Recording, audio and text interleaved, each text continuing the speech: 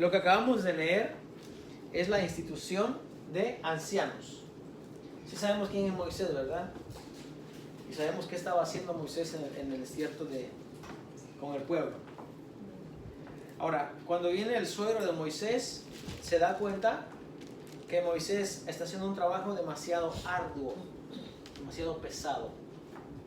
Porque dice que, perdón, que Moisés se levantaba desde la mañana, ¿ok?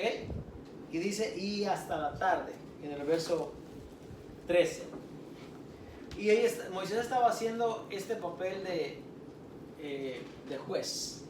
Un juez es aquella persona que usted sabe, usted le trae un caso y el juez pues da un veredicto dependiendo de la evidencia, dependiendo de lo que cada parte presente, se da un veredicto y el juez dictamina, ¿verdad?, la sentencia o la absolución del caso o lo que sea más conveniente.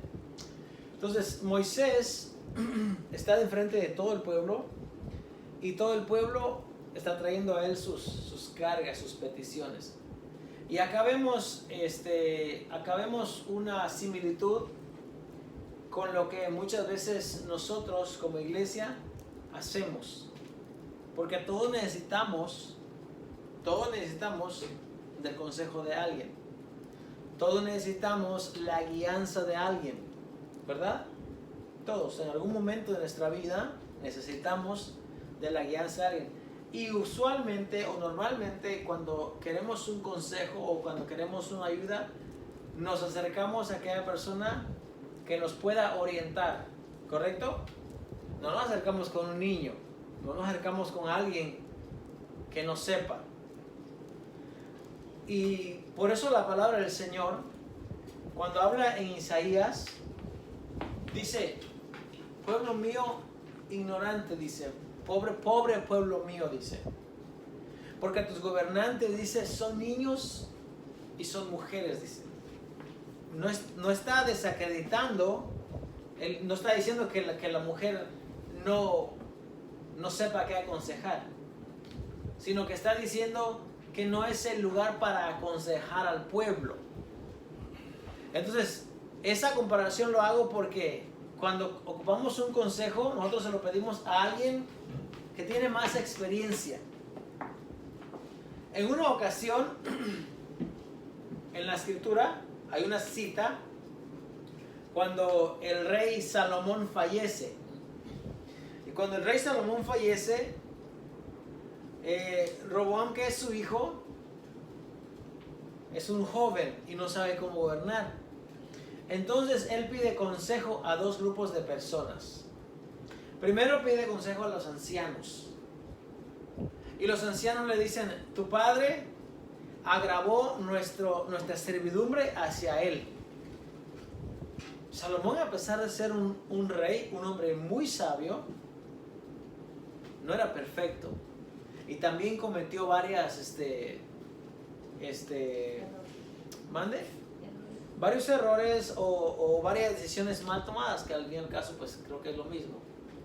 En una de esas, los ancianos le dijeron, mira, tu padre nos cargó, ¿sabe? Nos puso un yugo muy pesado. Y entonces le dicen a Roboam, le dicen, mira, ahora tú, sé inteligente, sé astuto, sé sabio. Aliviana la carga del pueblo. ¿Qué quiere decir aliviana, hermano? No como cuando decimos aliviánate, no, así no. Alivianar es quitar un poco el peso. Si antes le dabas que cargaras 40 libras, quítale 10 por lo menos, ¿no? Dale un alivio. Aliviana la carga que tu padre dejó sobre el pueblo. Y así, dice, tú vas a tener un reino próspero y este pueblo te servirá y vamos a ir con todas contigo. Este consejo se lo dieron los ancianos. Escuche bien. Entonces Roboam, dejando ese consejo por un lado, se juntó, dice la palabra del Señor, con los jóvenes que se habían criado con él. Con los jóvenes, ¿verdad? Los jóvenes son fuertes, han vencido al mundo, dice la palabra del Señor, son su vigor es su gloria. Los jóvenes, porque no les duele nada, porque se pueden desvelar, porque pueden caminar, porque pueden, bueno, algunos no. Algunos prefieren el PS4 y estar en su Nintendo. Pero al final los jóvenes tienen su vigor, su fuerza, es su pride, su gloria.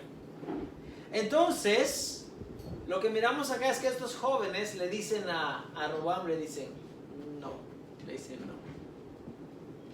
Dile a ellos, dile a este pueblo que si tu padre, dice, los azotó con látigos, tú lo vas a azotar con escorpiones, le dice. O sea, le vas a dar más duro. Entonces le dice, la mano de mi padre, dice, mi pulgar es más grueso que la mano de mi padre. ¿Qué quería decir? Que si su padre le puso 40 libras, él iba a poner 70, 80 o más. A causa de este consejo, ¿sabe qué pasó? El reino se dividió. Y esta historia usted debería de saberla, debería de conocerla, porque es muy importante. Cuando miramos las tribus que se dividieron, ¿ok? Solamente la tribu de Judá y la tribu de Simeón son las que se quedan en la parte del gobierno de Roboam. Las demás tribus se dividen. Jeroboam venía caminando un día y hay un profeta que se llama Ahías. Y Ahías se quitó el manto y lo rompió en 12 pedazos. Y le dio 10 pedazos a Jeroboam. Con eso le estaba dando el reino. Dios le estaba dando el reino a él. Se dividió. Se dividió a causa de un mal consejo. A causa de un mal consejo. Ahora, las personas que aconsejan, por definición, deben ser personas sabias, personas que hayan vivido la vida. No le pidamos consejo a alguien que es ignorante del tema. En una ocasión yo le dije a mi hijo, le dije, cuando quieras un consejo y no me lo quieras pedir a mí, ve y pídeselo a una persona anciana, a una persona que haya vivido más que tú. Ahora le dije, no se lo vayas a pedir a la persona a la cual se está beneficiando de ti. No le pidas consejo a esa persona. Porque si tú le pides consejo a esa persona, ese consejo te lo va a dar, te lo va a dar de la manera que a él le beneficie. No le pidas consejo a esa persona que se está beneficiando de ti. Pídeselo a una persona, mejor si es un extraño, pero que haya vivido la vida, porque te pueda orientar en la dirección que necesitas ir. Fíjese, estos varones que Moisés escoge por consejo de Jetro, ¿de quién viene el consejo? De su suegro. Su suegro era sacerdote de Madián. Un sacerdote tenía casi la misma altura en autoridad como que lo tuviese un rey. Entonces, toma el consejo y escoge los varones. Y estos varones no podrían ser cualquier varón. Podrían ser, dice, varones de virtud. No pueden ser personas de mal testimonio. Deben ser personas que sean las cabezas de los hogares, los jefes de las familias. Además le da otro requisito. Le dice que sean temerosos de Dios. Y le dicen que sean varones de verdad. Y estas características, fíjese cómo es la palabra de Dios tan hermosa. Estas características que están aquí son las que más adelante en Hechos 7, cuando se escogen los diáconos, tienen que tener esas características también. Vamos a ir por favor allá al libro de Hechos. Perdón, es Hechos 6.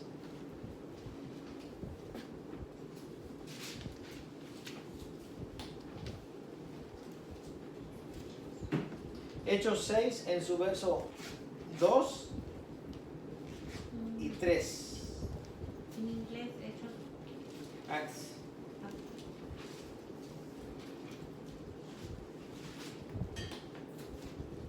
¿Lo tenemos?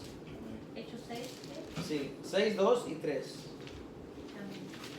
¿Alguien lo puede leer, por favor? 2 y 3. Sí, porque yo me estoy desfalleciendo aquí, si no me ayudan. Entonces los 12 convocaron a la multitud de los discípulos y dijeron: no es justo que nosotros dejemos la palabra de Dios para servir a las mesas. Buscad, pues, hermanos, de entre vosotros a 7 varones de buen testimonio, llenos del Espíritu Santo y de sabiduría, a quienes encarguemos de este trabajo. Amén. Buscad, dice, entre vosotros. Acuérdense, aquí es donde la iglesia del Señor tiene una deficiencia. Aquí es donde la iglesia del Señor le falta el entendimiento de la palabra de Dios. Fíjese. Y yo cuando digo iglesia del Señor me refiero a la iglesia en general. No me estoy refiriendo a un grupo específicamente. La iglesia en general. ¿Qué es lo que pasa? Fíjese qué error la iglesia comete. ¿Qué es lo que pasa cuando una persona está predicando, está enseñando, tiene el puesto de pastor o de anciano? De repente esa persona se va a retirar por X o Y razón, se mudó de trabajo, se fue a otro lugar. En vez de que la iglesia busque a alguien entre ellos para que tome ese lugar de servicio, porque es un servicio, ¿qué es lo primero que hace la iglesia? Manda a llamar no sé a quién, para que le manden no sé a quién, para que vengan y los empiece a dirigir, cuando esa persona no tiene raíces en esa comunidad ni en ese grupo de hermanos. La palabra del Señor nos enseña, dice, dentro de ustedes busquen. Ahora, estamos claros que estos varones eran los que iban a servir las mesas, los diáconos. Pero me estoy refiriendo a la idea, al concepto de cuando se presenta una necesidad, buscar entre ustedes. ¿Por qué tiene que venir una persona afuera que no sabe nada, que no conoce a nadie? No sabemos quién es. ¿Por qué tiene que venir de afuera a liderar y a pastorear cuando en la iglesia debe haber gente capacitada? Es que no se dan buenos estudios. Ha de ser eso, que la gente no está recibiendo la palabra, pero no solamente es eso, sino que todos tenemos la palabra de Dios. No quieren un compromiso, ¿verdad? No quieren un compromiso. Pero si no quieren un compromiso con Dios, entonces, ¿con qué la gente está comprometida? Porque si no tenemos compromiso con Dios nosotros, la pregunta es, ¿qué hacemos aquí? ¿Qué hacemos aquí? Aparte de venir al mundo y reproducirnos, aparte de eso, ¿cuál es el propósito que Dios tiene para mi vida mientras estoy aquí? Porque estamos de paso nosotros aquí. Nadie se va a quedar aquí 1500 años. Nadie. Un día se va a acabar el helio que quema el sol y se va a acabar. O sea, nadie va a estar aquí eterno. Entonces tenemos nuestro paso, nuestra vida en este mundo es de paso. Entonces, cuando se va a buscar a alguien, tiene que ser alguien que sea capaz, que sea un varón prudente. Dice, allá en Jetro dijo que no amen, que no sean ávaros, que no amen el dinero. Y acá dice, busquen entre ustedes varones de verdad, llenos del Espíritu. Y el apóstol Pablo, en 1 Timoteo 3, en su verso 1, y en donde nos da los requisitos acerca de los obispos o de los ancianos y también de los diáconos.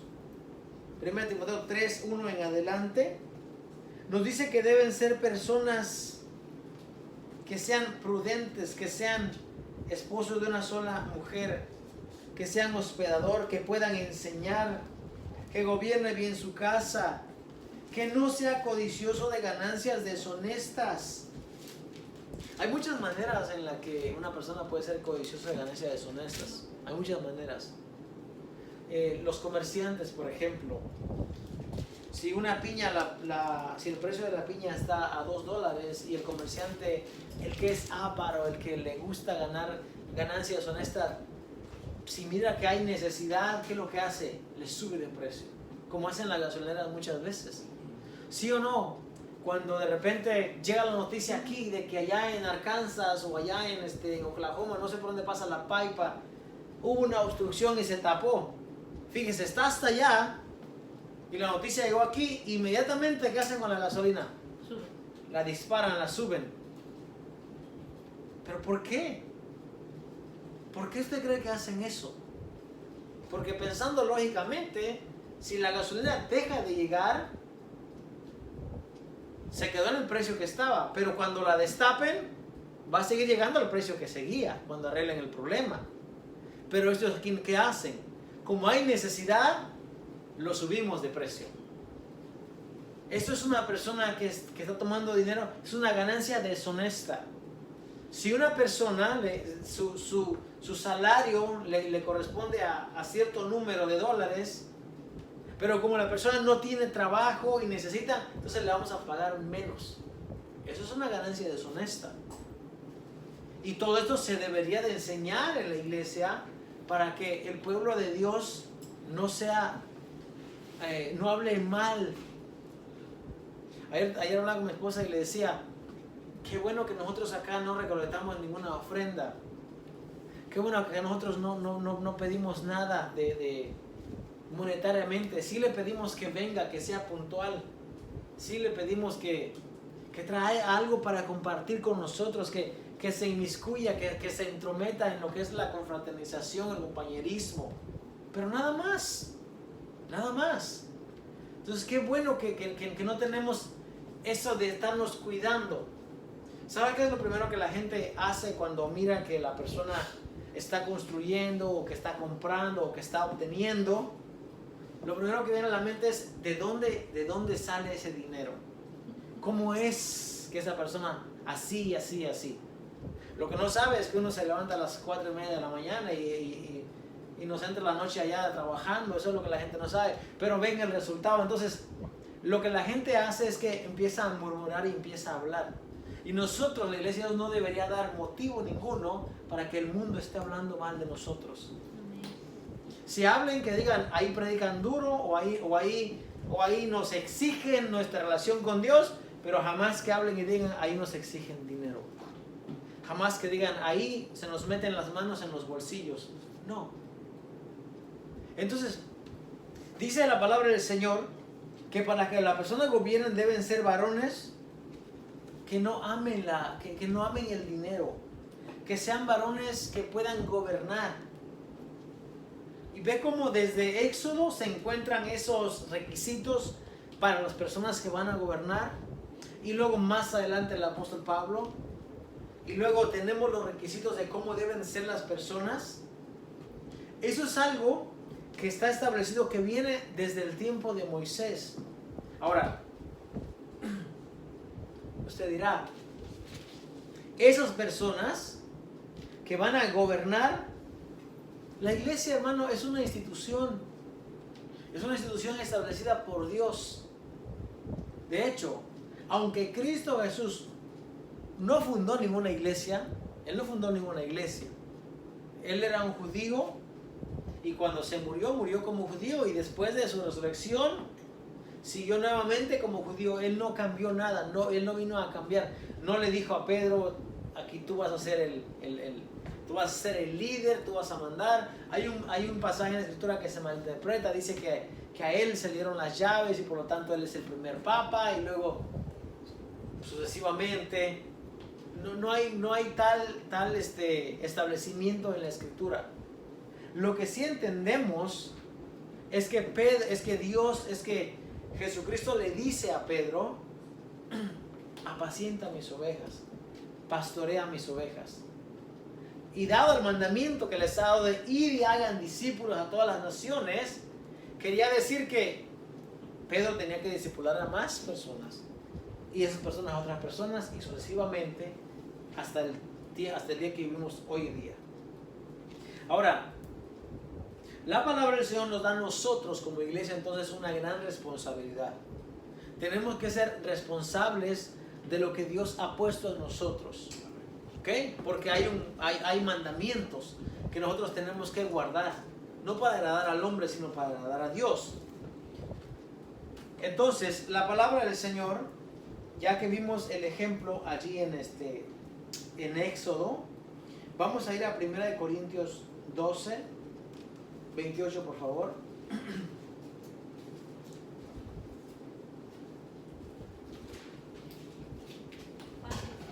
1 Corintios 12, 28.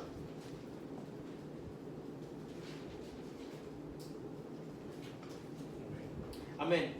Dice la palabra del Señor. Y a unos, perdón, vamos a leer el 27. Vosotros pues, hablando a la iglesia de Corinto, sois el cuerpo de Cristo y miembros cada uno en particular. Y a unos puso Dios en la iglesia, primeramente apóstoles, luego profetas, lo tercero maestros, luego los que hacen milagros, después los que sanan, los que ayudan, los que administran, los que tienen don de lenguas. Son todos apóstoles, son todos profetas, todos maestros, hacen todos milagros, tienen todos dones de sanidad, hablan todos lengua, interpretan todos. Procurad pues los dones mejores, mas yo os muestro un camino aún más excelente. Amén. Vea que el apóstol Pablo aquí en Corinto está hablando y está diciendo que Dios en la iglesia puso muchos ministerios. Ahora, está hablando en la iglesia en general. Sería excelente que en una sola iglesia todos estos ministerios se llevasen a cabo. Tengamos en cuenta que el apóstol Pablo está hablando en su tiempo. En su tiempo. ¿A quién puso Dios como apóstoles? En su tiempo, ¿a quién los puso? A Pedro, a Leví, a Juan. A ellos Dios los puso como apóstoles. Podemos seguir con los 12 nombres. A Judas, había 2 Judas. Estaban Natanael, Bartolomé, Jacobo, Juan, porque había otro Juan también. ¿Lucas estaba? No, Lucas no era apóstol. No, Lucas era un escritor, médico y compañero de Pablo en unos viajes misioneros. Entonces, dice la palabra del Señor que Dios puso en su iglesia al primero dice, ¿por qué dice primero los apóstoles? Porque los apóstoles son los que fueron testigos de los milagros del ministerio, los que durmieron, caminaron con Jesús, y eran uno de los requisitos para que si alguien quería ser apóstol y tomara ese lugar de Judas, debía haber caminado y haber visto a Jesús con sus ojos. Entonces dice que primeramente puso a los apóstoles, después puso a los profetas, después los profetas, luego puso a maestros. Ahora bien, el apóstol debía realmente tener los ministerios en conjunto y debía manifestar esos ministerios para que fuese apóstol, porque de acuerdo a lo que leemos en la escritura, el apóstol Pablo hacía milagros, el apóstol Pablo también sanidades, también hablaba en lenguas, como él dice, también un gran maestro. Yo creo que de los 12 apóstoles, o de los 13 si contamos a Pablo, Pablo era, como hablamos la semana pasada, el que más resaltaba. Pablo tenía doble ciudadanía, Pablo podía entrar, salir, Pablo era una persona demasiado económicamente también, que tenía mucho dinero, y en Hechos 20 nos dice claramente que también él trabajaba, y también nos dice que Pablo fue de los que más sobresalió, y es más, él lo dijo, yo he trabajado más que todos ellos, dijo él, pero luego dice, pero no yo, sino la gracia de Dios que está en mí. Pero eso no le quita el crédito a él. Él lo ha hecho, él ha trabajado. Entonces, dice que en la iglesia del Señor hay apóstoles, profetas, maestros, están los que hacen milagros. Y si ya se dio cuenta, sanidad, no está dentro del mismo bloque de milagros. Sanidad no está ahí, sanidad está separado. O sea que el que una persona le ore por alguien y tenga sanidad no se llama un milagro. Se llama una obra de sanidad, pero no un milagro. ¿Qué podría ser un milagro? Que el sol se detenga, por ejemplo, ¿no? Eso podría llamarse un milagro. ¿Qué más se podría llamar un milagro? Que deje de llover, que llueva. Esos son milagros, ¿ven? Lo que no tiene que ver con el cuerpo humano, lo que está fuera del cuerpo humano se llama un milagro. Lo que está dentro del cuerpo dice una sanidad. Entonces dice que Dios puso a todos ellos en el cuerpo de Cristo. El cuerpo de Cristo entonces está capacitado o tiene ¿cómo se le puede decir? Lo que Dios le ha dado a la iglesia para que la iglesia sea completa. Ahora, en Tito 1:5 al 12 nos dice claramente que la iglesia es gobernada por los ancianos. Dice que dice Tito 1:5 al 12. Voy a leer ahí, por favor, para que no se para decirlo bien. Tito 5 al 12. A ver. No tiene 5. No, perdón, es 1:5 al 12. 1:5 al 12. Dice el apóstol Pablo a Tito en su carta: por esta causa te dejé en Creta. Creta era una ciudad, para que corrigieses lo deficiente y establecieses ancianos en cada ciudad, así como yo te mandé. Y aquí observamos el patrón de cómo lo que Jesús dijo: id pues y haced discípulos a todas las naciones. ¿Y usted sabe lo que es hacer discípulos, hermano? Ser discípulo no es, venga los miércoles y yo le voy a dar una clase bíblica y yo lo estoy discipulando. Así entiende mucha gente. Mucha gente piensa que yo voy el martes o el miércoles a recibir discipulado. Eso es lo que mucha gente dice. Eso no es discipulado en el primer siglo. Cuando el apóstol Pablo está hablando aquí, no significa eso.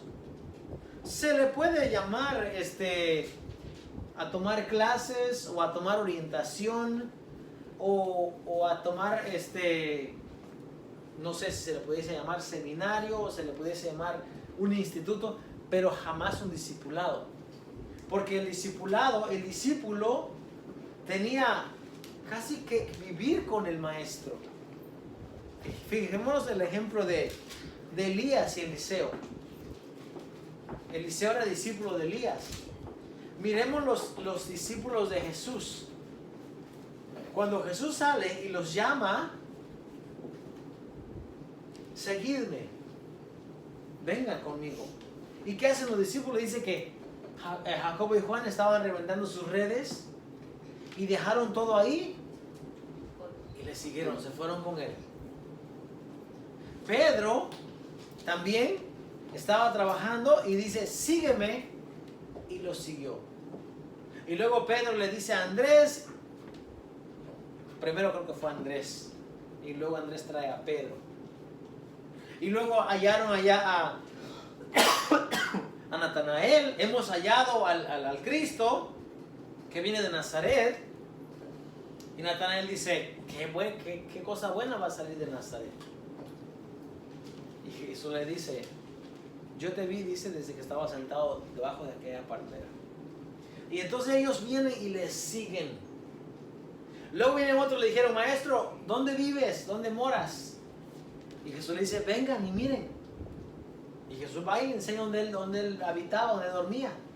Y dice que los discípulos le siguieron de aquella hora. Entonces, ¿qué es el concepto de discípulo? Sígueme a donde quiera que yo voy. Claro que hoy en día no se puede ya hacer eso. Pero el mandamiento era, Jesús en aquel tiempo: vayan y hagan discípulos a todas las naciones, vayan y enséñenle.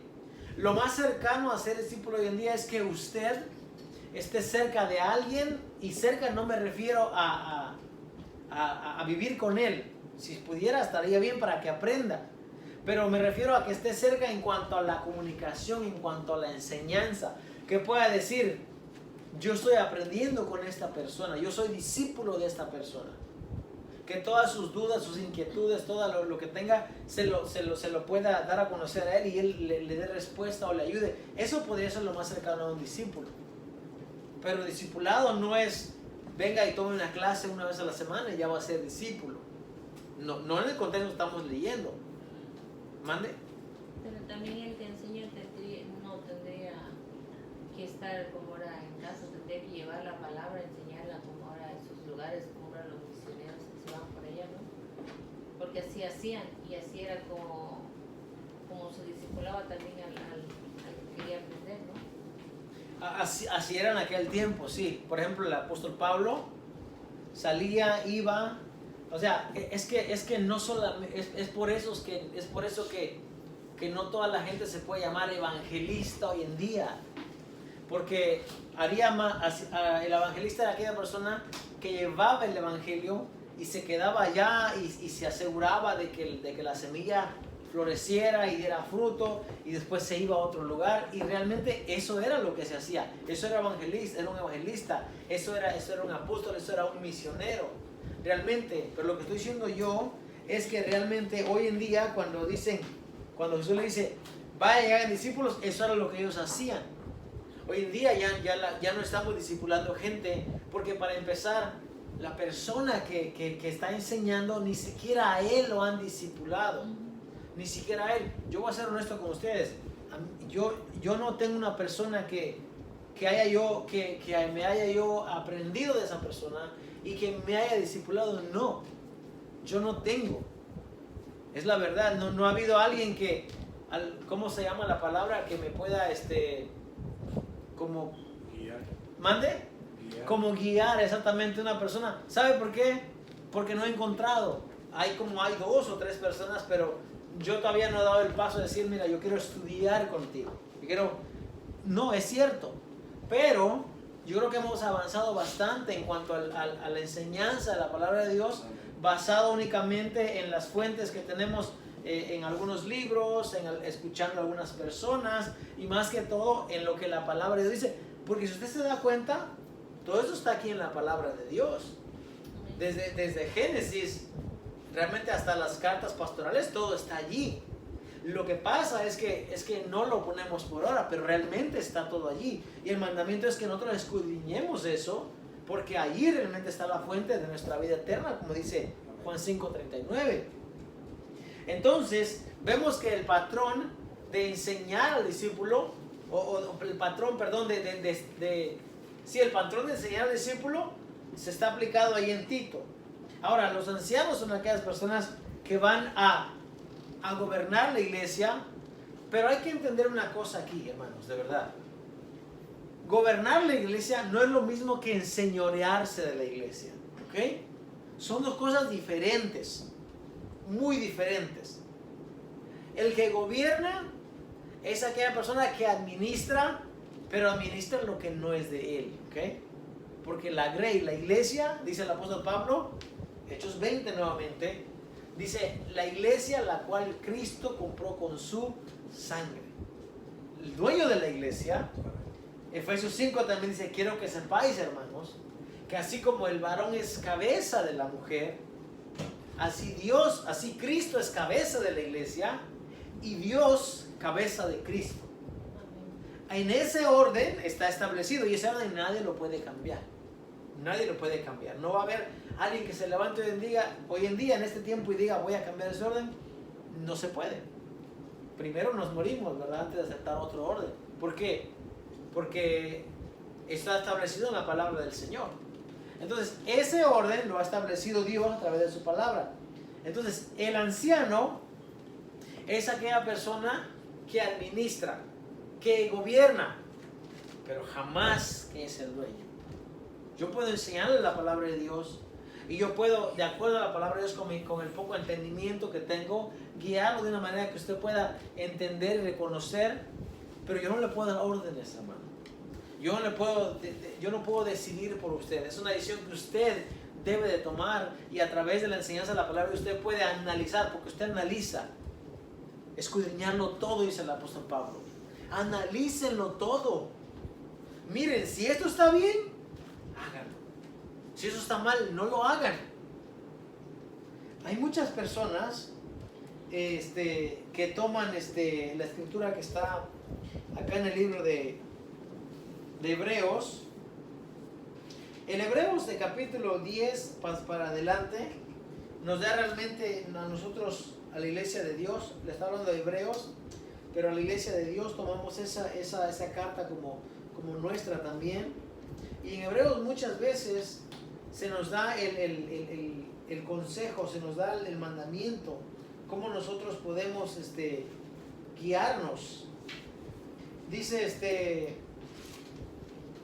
el verso 22, Hebreos 10, 22, acerquémonos con corazón sincero, en plena certidumbre de fe, purificados los corazones de mala conciencia y lavados los cuerpos con agua, mantengamos firme sin fluctuar la profesión de nuestra esperanza, porque fiel es el que prometió. Y considerémonos unos a otros para estimularnos al amor y a las buenas obras, no dejando de congregarnos como algunos tienen por costumbre, sino exhortándonos, y tanto más cuanto veis que el día se acerca. Fíjese, hermano, cuando usted y yo nos congregamos, si se pudiese medir el grado de fe que usted alcanza, nos podríamos dar cuenta que cuando nos congregamos, nuestra fe se aumenta. Cuando nosotros vemos a ustedes, nuestra fe crece más. ¿Sabe por qué crece más? Porque Cristo está en mi corazón, Cristo está en su corazón. Y cuando los hermanos nos reunimos para adorar a Dios y confraternizar, estamos creciendo un poco más. Estamos creciendo un poco más. Ahora, usted se va a dar cuenta que las personas que vienen un tiempo y luego dejan de venir, no son las mismas personas. ¿Por qué hace falta? Hermano, el ser humano no lo crearon para que esté solo. No, de hecho, Dios dice en Génesis, oye, no es bueno que el hombre esté solo. No es bueno. El hombre es emocional, el hombre está creado para que habite entre sus hermanos, entre la gente que lo quiere, que lo ama. Hay muchas personas que no se juntan con las demás personas, no se juntan, solos. Y su vida no es una vida de felicidad, no está completa. Cuando la iglesia de Dios se reúne, como dice aquí la palabra del Señor, no dejemos de reunirnos, no nos alejemos, no nos alejemos del rebaño. Fíjense ese ejemplo. ¿Qué hace una oveja cuando está solita, dispersada, lejos del rebaño? ¿Qué puede pasar con esa oveja? ¿Qué puede pasar? Se va a extraviar. No va a ver el camino. Puede venir el lobo y se la puede llevar, o el león, o el oso, o lo que haya en aquel momento. De repente pasa otro pastor ahí y la mira, pues va a decir, esta es mía, y se la lleva. No se aleje del rebaño. Dice la palabra del Señor, no dejemos de congregarnos. Algunos, dice, tienen por costumbre alejarse. Eso estaba desde el apóstol Pablo.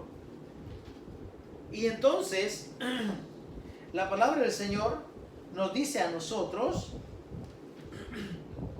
que nosotros debemos de congregarnos y debemos de saber que el Señor es dueño de la iglesia. El Señor ha comprado la iglesia con su sangre y no necesariamente un hombre. El apóstol Pedro, en 1 de Pedro 5, 1 al 7, da una enseñanza o unas ordenanzas para la iglesia del Señor, hablando a los líderes o hablando a los ancianos que están gobernando la iglesia del Señor. Dice el apóstol Pedro en 1 de Pedro 5, 1 al 7. Dice, ruego a los ancianos que están entre vosotros, yo también soy un anciano con ellos, dice, y soy testigo de los padecimientos de Cristo, y también soy participante en la gloria, dice que será revelada. Apacentad la grey de Dios que está entre vosotros, cuidando de ella, no por fuerza, sino voluntariamente, no por ganancia deshonesta, sino con ánimo pronto, no como teniendo señorío sobre los que están a vuestro cuidado, sino siendo, dice, ejemplos de la grey. Y cuando aparezca el príncipe de los pastores, vosotros recibiréis la corona incorruptible de gloria. Y aquí es donde nos damos cuenta que el ser anciano tiene el mismo rango o el mismo título como que fuese un pastor. Porque el apóstol Pedro es apóstol para empezar. Y él dice, yo también soy anciano, yo también gobierno la iglesia. Y dice, un día cuando venga el príncipe de los pastores, nos va a dar la corona incorruptible a nosotros también. Pero fíjese lo que dice, cuiden de ella voluntariamente. Es un concepto que se ha perdido últimamente. Si no se le paga a la persona que está enfrente, no va a hacer la obra, pues. Si no le traes el fruto de tu trabajo, el fruto de tu campo, no va a hacer la obra. Esta práctica aquí en Estados Unidos es dinero. Pero allá en los países de México y Sudamérica, la gente trae las gallinas, trae los costales de maíz, trae los costales de frijol, de calabaza, de café, de cacao. ¿En qué se ha convertido entonces la labor que el hombre de Dios debe hacer voluntariamente? ¿En qué se ha convertido? Mejor que vaya a trabajar, que vaya a hacer otra cosa. Porque la palabra del Señor no llamó a nadie para que venga a ser mantenido o vago. No. De hecho, todo hombre de Dios debe tener un empleo. Debe tener un empleo. ¿Para qué? Para que no sea carga a la iglesia del Señor. Eso dice la palabra del Señor, no lo digo yo. El apóstol Pablo decía, ustedes trabajen. Ustedes tienen manos. Así como yo, dijo él. Yo pudiese bien, dice él, aprovecharme de mi apostolado para vivir de ustedes. Pero yo no lo he hecho, dice. Yo no lo he hecho, yo he trabajado. Entonces, lo que el apóstol Pedro está diciendo es, háganlo voluntariamente. Háganlo sin recibir nada a cambio. Porque ustedes no son los dueños. Y dése cuenta, está hablando de varios ancianos que gobiernan el cuerpo de Cristo. De varios mayordomos que gobiernan el cuerpo de Cristo. No solamente uno. Porque en la iglesia hoy en día solamente hay una persona que decide, que toma decisiones y que se hace todo lo que él diga sí o sí. Por la ignorancia que hay en las personas de no quieren leer la palabra de Dios. Si lo leyesen por lo menos, aunque sea por pasar tiempo, se darían cuenta que todo está escrito en la palabra de Dios. Todo está escrito. ¿Sabe qué es lo que sí dice la palabra del Señor? Que ayudemos al necesitado, que ayudemos al huérfano, a la viuda, a aquel que no tiene. Eso sí dice la palabra del Señor. Ahora, si el pastor es una de esas personas, ayudémosle. De verdad. Si el pastor es una persona que no puede trabajar porque es una persona muy mayor de edad o tiene alguna deficiencia o no puede caminar o no puede mirar o le falta uno de sus miembros, caería dentro de la categoría de esas personas. ¿Mande? Pero luego sacan el artículo ese que dice que el obrero es digno de su salario y cuando uno habla de cómo era el pastor que se le tiene que dar, que él tiene que recibir un salario, es porque dice que está trabajando en la obra del Señor y por eso se le tiene que pagar. Y hay muchos que pues hasta ahorita no hemos visto la palabra que diga que hay casa pastoral, que se le tiene que hacer una casa al pastor para que de ahí viva y se le esté pagando tanto la casa como los biles. Pues no hay. Esos son leyes o son conceptos que alguien los implantó en un tiempo atrás y luego el pueblo como no leyó la palabra de Dios, o sea, no leyó la Constitución y dijo, no, pues está bien, vamos a hacerlo así. Y así lo siguieron practicando. Por eso es que hasta el día de hoy tenemos esa clase de personas. Están viviendo de la fe. Fíjese, si usted va a la universidad, hermano, usted se gradúa, tiene un título, un degree o lo que usted alcance. Y usted con ese título, usted va y obtiene un muy buen empleo en algún lugar que le pague muy bien. Y entonces usted va a empezar a beneficiarse de lo que usted sabe, de lo que usted fue a la escuela, y va a obtener ganancia de lo que usted ya le costó, ¿verdad? De su título, de sus grados que ha obtenido, de su tiempo, no sé, de su preparación. Entonces usted empieza a vivir de ello. Ahora, eso es en el ámbito secular. Ahora, en el ámbito del reino de Dios, usted no viene y se prepara para usted ir a cobrar a la gente, porque entonces no sería voluntario.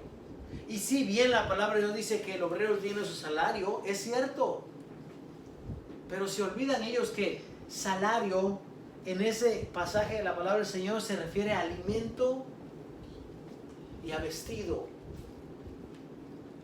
¿Qué le dijo Jesús cuando ellos iban a salir? Les dijo, no lleven túnica, no lleven 2 túnicas, no lleven comida, no lleven, dice, porque el obrero, dice, es digno de su salario. ¿Qué le está diciendo? Vestido y comida, eso significa salario. Sí, mande. Sí, porque si no fuera así, ¿dónde queda el concepto de con el sudor de tu frente ganarás tu sustento? Exacto, se estaría aboliendo ese mandamiento, Y luego esa ordenanza. todo se va, todo lo que como era la casa pastoral, todo se le da al pastor, tiene que pagarle hasta el celular, hasta el recibo del agua, y para ayudar al necesitado, a la viuda, al enfermo, al huérfano, o sea, No hay porque estamos en ceros, porque todo se lo lleva el pastor. ¿Por qué aceptamos, hermano? Cuando una idea está mal, nosotros la empezamos a aceptar, se hace una ley de verdad. Porque sí, porque la persona ya actúa como en automático, ¿verdad? Vamos, porque así lo hemos hecho, porque así. Ahora, fíjese, hermano, que hay tanta gente que piensa ignorantemente que si no trae diezmo, primicia, ofrenda, que Dios le va a hacer la llave de la bendición. Y hay gente que de verdad lo cree, hermano. Hay gente que cree que literal, como que el sol se va a apagar. Hermano, la palabra del Señor cuando habla de bendición, no es lo que el dinero puede comprar. No. Bendito dice la palabra del Señor, el varón que confía en Jehová y en sus mandamientos se deleita en gran manera. Tu mujer, dice, tus hijos. Esa es la bendición de Dios. ¿Quién puede, por mucho que tenga dinero, dar la vida a un ser humano? Nadie. ¿Mande? ya que dijiste eso, que los hijos, ¿verdad? Muchos dicen que porque ya el pastor ya está anciano y que ya no puede trabajar, o sea, no puede recibir un salario, y que es por eso que se le da.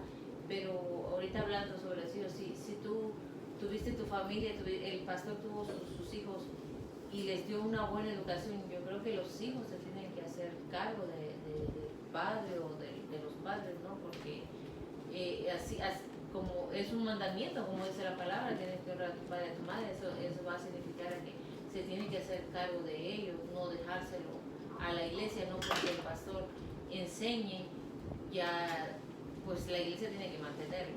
¿Y dónde quedan los hijos? Hasta los hijos están beneficiando de él. Bueno, si los hijos actúan de esa manera es porque esa persona no ha sido un buen padre. No ha sido un buen padre porque no ha instruido a sus hijos en el camino de la palabra del Señor.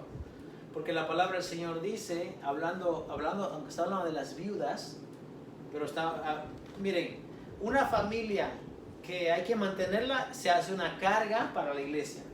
Bueno, si hay que mantener una viuda, se hace una carga para la iglesia. Y hablando del concepto de carga, bajo ese artículo, vamos a hablar de esto. Dice la palabra del Señor, si alguna viuda tiene hijos, que los hijos la mantengan, dice. para que la iglesia de Cristo no sea agravada, para que no sea carga a la iglesia de Cristo. Bueno, entonces, si la persona ya no puede trabajar y tiene hijos, que los hijos deben de mantenerlos. Eso dice la palabra del Señor, no la iglesia.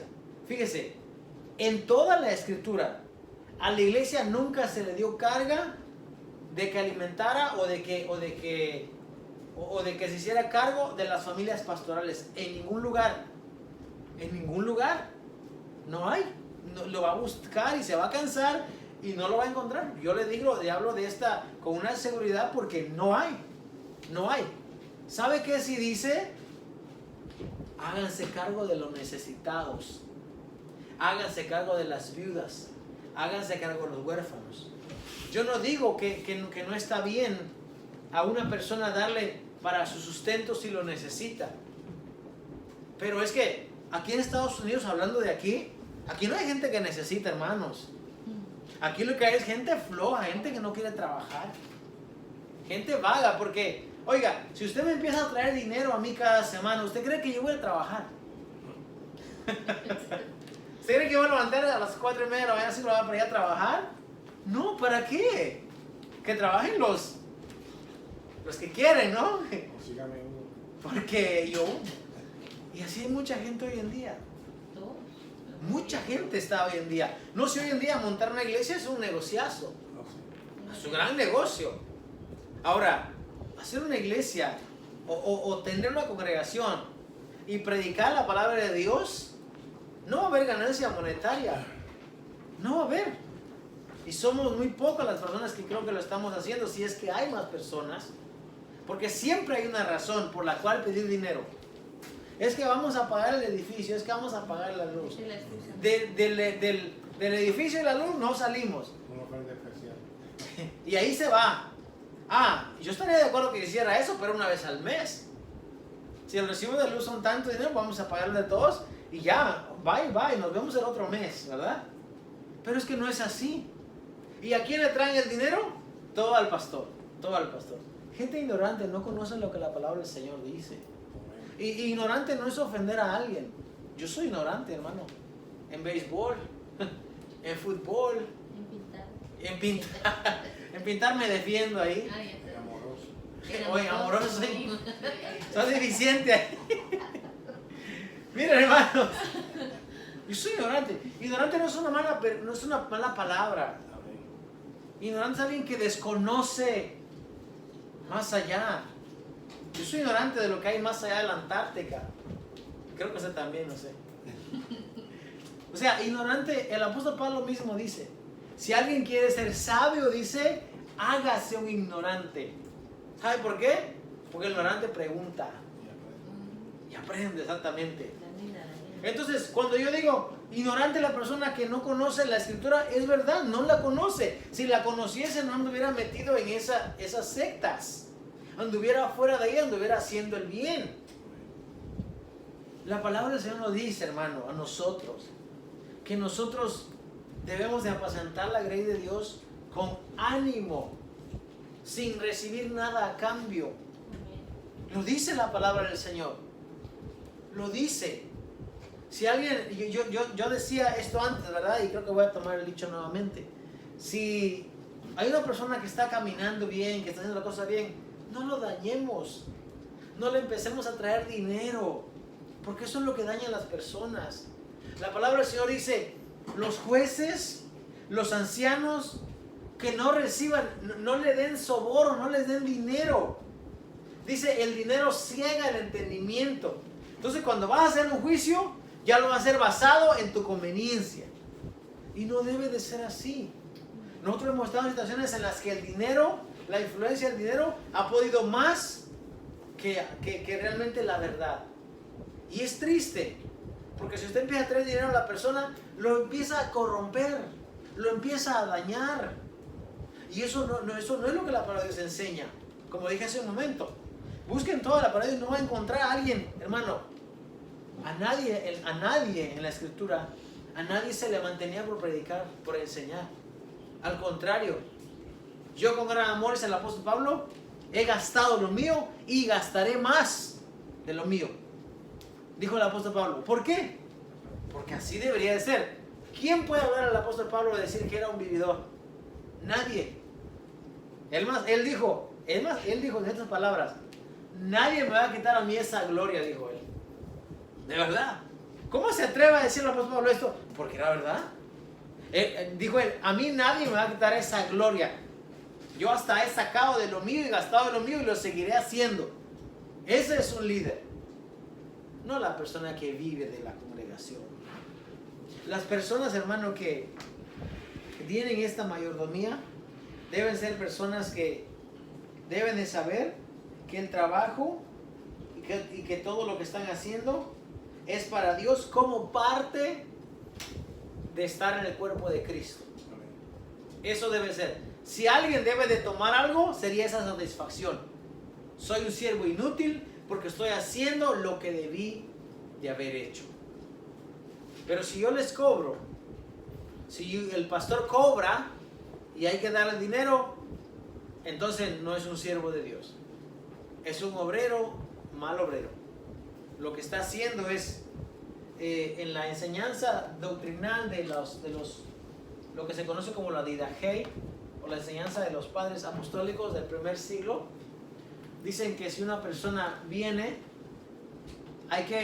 si viene de camino, hay que ayudarle 2 días. Pero si son esos 2 días, esa persona no se pone a trabajar y no se pone a hacer algo productivo, entonces ese ya es un mercader de la fe.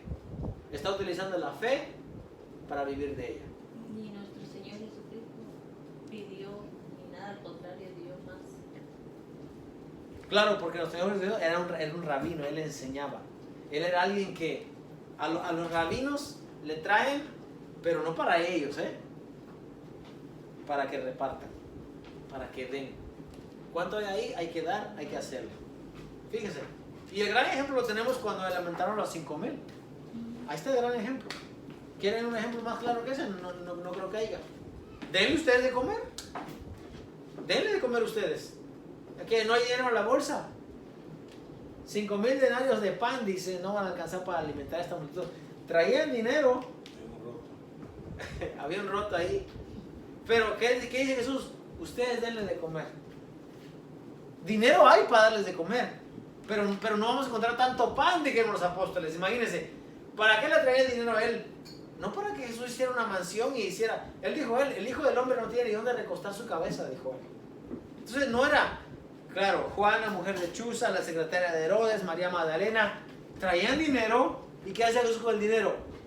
¿Se lo gastaba? ¿O andaba mandando para comprar un terreno en el cielo? No, ¿verdad? ¿Qué hacía Jesús con el dinero? Lo repartía. Hay muchas. El apóstol Juan